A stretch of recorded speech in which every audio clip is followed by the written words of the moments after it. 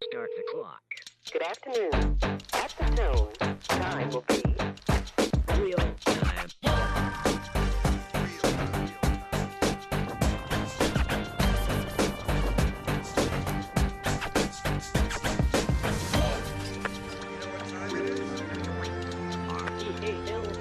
Welcome back to another episode of Supercoach RD2. Nick Ness back with you for another week.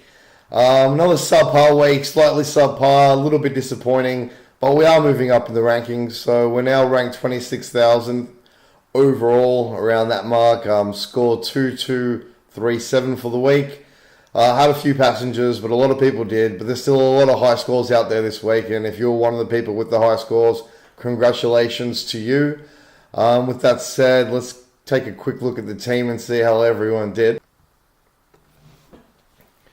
Lloyd, gun, 124, got an average of 127.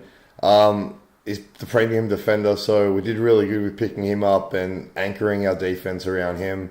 Williams looked back to his best. I didn't actually watch the game. 95, great score for him.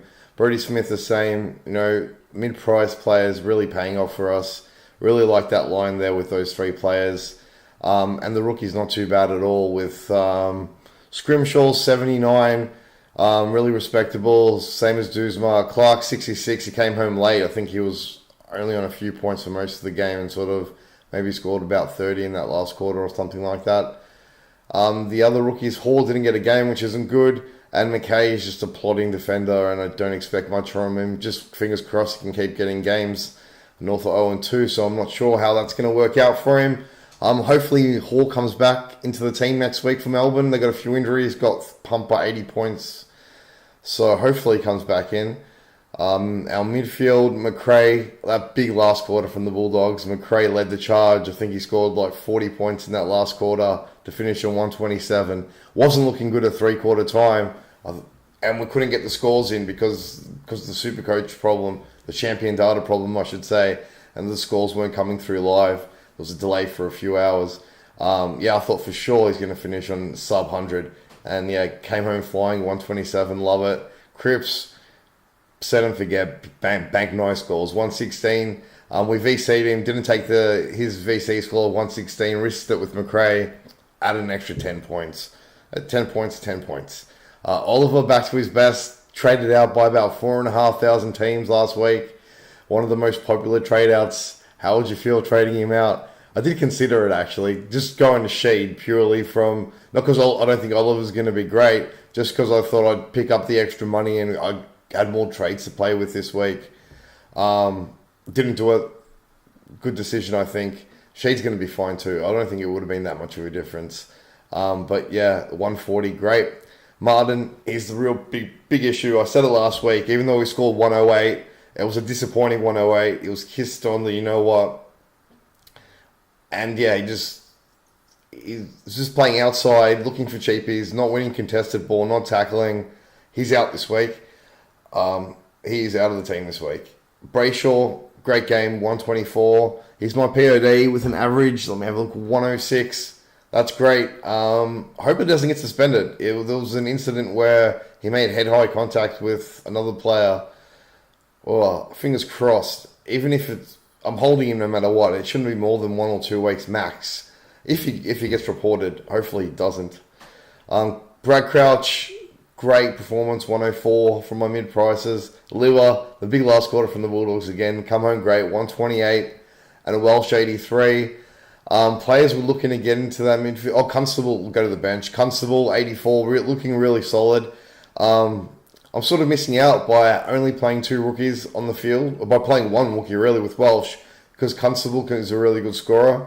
So an option would be to downgrade Martin to like a Butters or a Gibbons, and bank that cash and then do something else in the forward line or the back line. I'm really looking at Whitfield and Talley in the forward line. Smith was disappointing. If a lot of people would have started him, he had a really big game last week.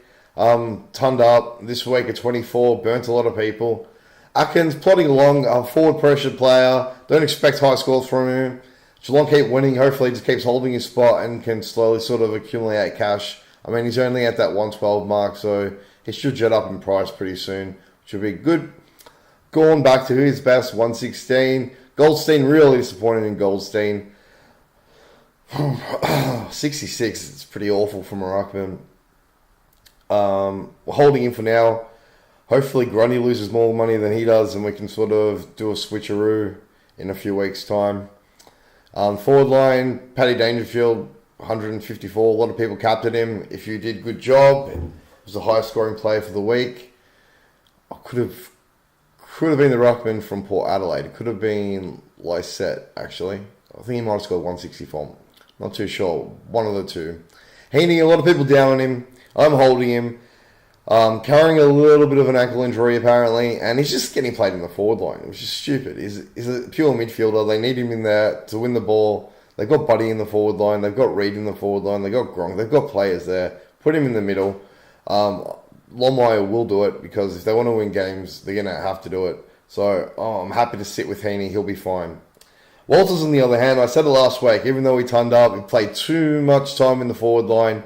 He plays 90%, 95% in the forward line. Really disappointing. I really thought that he could get a lot more midfield time this year. Or at least as much as last year. He's getting less than last year, and they don't have Neil in the team this year.